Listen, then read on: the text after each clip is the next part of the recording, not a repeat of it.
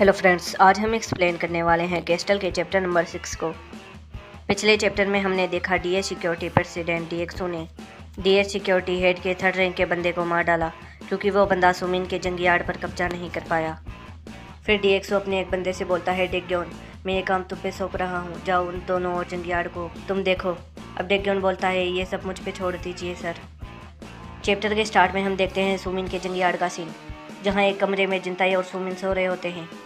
फिर हम देखते हैं किमशिन को, जो आंख बंद करके कुछ सोच रहा होता है और उसके हाथ में कनाइफ होती है। फिर हम देखते हैं इस मानवा के सबसे खतरनाक करेक्टर को। अब किमशिन बोलता है, मेरी कनाइफ तैयार है उन लोगों के लिए जिसने मेरे फादर को मारा था। अब किमशिन उस बंदे पर अटैक करता है और वो बंदा भी किमशिन पर अपनी कनाइफ से अटैक करता है। हम देखते हैं दोनों के हाथ में ही कनाइफ होता है जिससे वो एक दूसरे पर अटैक करने लगते हैं। हम देखते हैं दोनों ने एक दूसरों के कंधों पर कट्स मार दिए होते हैं। फिर किमशिन उस पर कनाइफ से अटैक करने वाला होता है। फिर किमशिन रुक जाता है और हम देखते हैं किमशिन ये सब अपनी इमेजिनेशन में कर रहा होता है। अब किमशिन बोलता है, कौन हो तुम? हम देखते हैं उसके पीछे खड़ा होता है किम डेग्योन। डेग्योन बोलता है, तुम जानते हो फाइट कैसे की जाती है, ये कोई हैरानी की बात नहीं कि चीफ गैंग तुमसे हार गए। फिर किमशिन बोलता है, क्या तुम यहाँ अकेले आए हो? अब डेग्योन बोलता है, मैं अपने बंदों के साथ यहाँ आता तो तुम्हारे लिए बहुत बड़ी मुसीबत खड़ी हो जाती।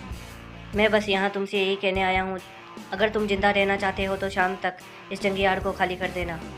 और मुझे तुम्हारी स्किल्स अच्छी लगी, तुम जहाँ जाओगे वहाँ के लीडर बन सकते हो, बट यहाँ नहीं। अगर तुम मुझे शाम तक यहाँ दिखे तो तुम मेरे हाथों से मारे जाओगे। अब किमशिन बोलता है, तुम जैसे लोग ऐसे ही सोचते हो जैसे कि तुम सबसे अच्छे हो और सबसे बेस्ट हो, लेकिन ये तुम्हारी गलतफहमी है। अगर तुम गैंगस्टर हो तो वैसा ही व्यवहार करो, एक गैंगस्टर के जैसा, ना कि किसी बच्चे के जैसा। फिर डेग्योन वहाँ से जाते हुए बोलता है, ये काफ़ी इंटरेस्टिंग है, तो मिलते हैं शाम को यहीं पे। अब किमशिन सोचता है, लगता है ये 2nd रैंक का बंदा है, बट ये उन दोनों से काफ़ी अलग है और काफ़ी सतर्क भी।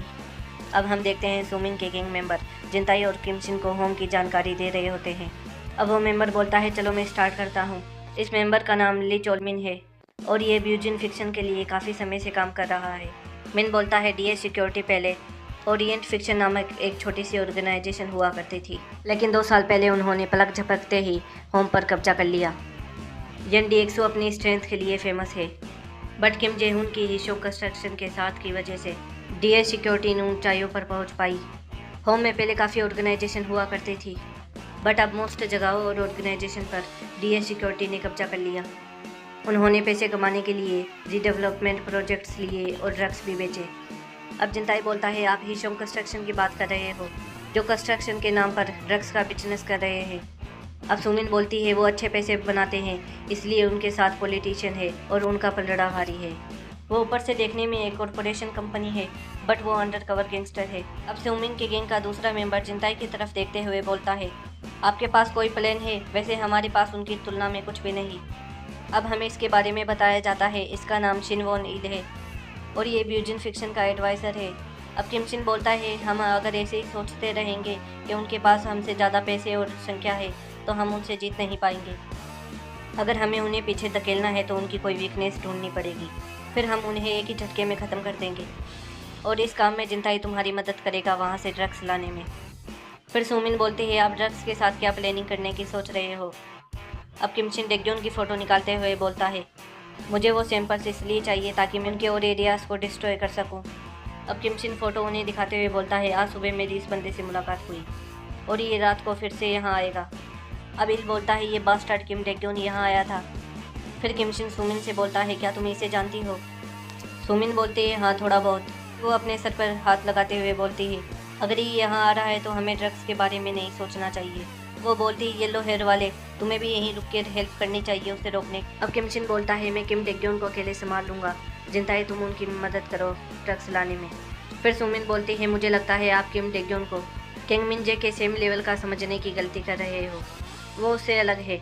किमशिन बोलता है, मुझे पता है, बट अभी हमें हमारे सारे मेंबर्स का यूज़ करना ज़रूरी है, क्योंकि आज से 1 हफ्ते बाद तक मैं डीएस सिक्योरिटी को होम से बाहर निकाल दूंगा। अब सीन चेंज होता है और हम देखते हैं डीएस सिक्योरिटी के मैनेजमेंट ऑफिस एक्लिप्स का सीन, जहां 2 गार्ड खड़े होते हैं। उनमें से एक गार्ड किसी को देखकर उसकी तरफ जाते हुए बोलता है, एक्सक्यूज़ मी सर, आपने अपॉइंटमेंट लिया है? हम देखते हैं वो बंदा जिंताई होता है। जिंताई बोलता है, क्या तुम जेटी ग्रुप जानते हो? मेरे अंकल CEO है उस ग्रुप के। अब वो गार्ड दूसरे गार्ड की तरफ देखते हुए सोचता है, ये जेटी ग्रुप क्या है, मैंने इसके बारे में कभी नहीं सुना।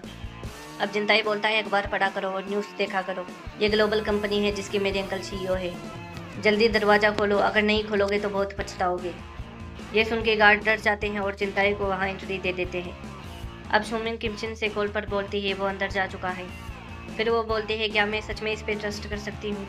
फिर किमचिन बोलता है घबराओ मत, वो एक एक्सपर्ट बंदा है। अब सुमिन किमचिन से पूछती है वहाँ क्या चल रहा है। फिर किमचिन किसी की तरफ देखते हुए बोलता है मैं तुम्हें सही समय देखकर दोबारा कॉल करूँगा। अब हम देखते हैं वहाँ आए होते हैं डेक्योन के गैंग मेंबर्स और उन्हें देख के किमचिन सोचता है डेक्योन कहाँ है। फिर वो कार का डोर खोलता है।